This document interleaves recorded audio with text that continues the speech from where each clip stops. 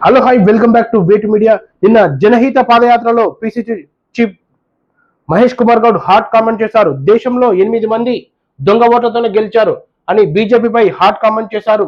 రాష్ట్రంలో బీజేపీ ఎంపీలు గెలిచింది ఎలాగో అందరికి తెలుసునని ఓటు చోరుతోనే మోదీ అధికారంలోకి వచ్చారు. అలాగే వచ్చే ఎన్నికల్లో కాంగ్రెస్ పార్టీ 100 సీట్లు గెలిచి తిరుగుతామంటూ వివరించారు. చోరీతోనే దేశంలో బీజేపీ అధికారంలోకి వచ్చిందని, నరేంద్ర మోడీ మూడోసారి ప్రధానమంత్రి అయ్యారని టీపీసీ చీఫ్ అధ్యక్షుడు మహేష్ కుమార్ గౌడ్ విమర్శించారు.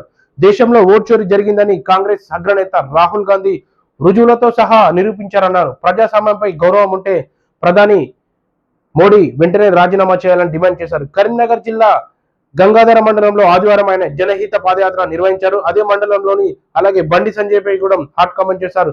బండి సంజయ్ కూడా ఆయన దొంగ ఓట్లతోనే ఎంపీగా గెలిచారని ఆయన వివరించారు. అలాగే నిన్న మేము రాబోయే ఎన్నికల్లో 100 సీట్లతో ఖచ్చితంగా గెలిచి తీరుతామంటూ హాట్ కామెంట్ చేశారు. Thank you. మరో మంచి న్యూస్తో మీ ముందుకు వస్తా. బాయ్.